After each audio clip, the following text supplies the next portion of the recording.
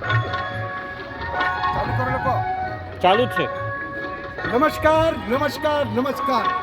છેલ્લા 6 દિવસથી આપણે અહીંયા શ્રી રમેશભાઈ ઓઝા દ્વારા એક સરસ મજાની કથાનું આયોજન કરવામાં આવે છે. જે કથાનું આયોજન અહીંયા ગાયની મોટી હોસ્પિટલ બનાવવાની છે એના માટેનું આયોજન છે.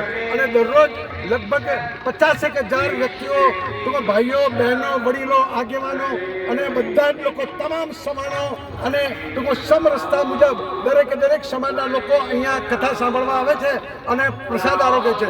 ત્યારે અત્યારે અમે શ્રી નરેશભાઈ પટેલ જે મુખ્ય વ્યસન કન્વીનર છે એમની આખી ટીમ દરરોજ અહીંયા આવીએ છીએ અને ઘણા લોકોને વ્યસન છોડાવવાનો પૂરેપૂરો પ્રયત્ન કરીએ છીએ.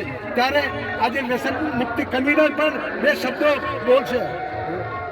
આજે આ 6ઠ્ઠા દિવસે ભાગવત કથાના બધા ભેગા થયા છે. ત્યારે જે પણ મિત્રો કથા સાંભળવા આવ્યા છે, વડીલોને પણ મારી નમ્ર વિનંતી છે કે આજની કથા એકલી ના સાંભળતા પણ તમારા જીવનમાં જે પણ દૂષણ હોય, વ્યસન હોય, એને પણ અહીંયા છોડતા જજો.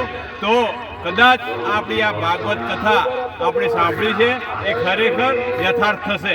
એના માટે આપ સૌને ફરી એકવાર નમ્ર વિનંતી છે કે આપ સૌ વ્યસનમુક્ત બનો અને પરિવારને પણ વ્યસનમુક્ત બનાવો, સમાજને પણ વ્યસનમુક્ત બનાવીએ. એના માટેનો એક સંકલ્પ કરીએ. આજના દિવસે આપ સૌને ખૂબ ખૂબ અભિનંદન, શુભેચ્છા.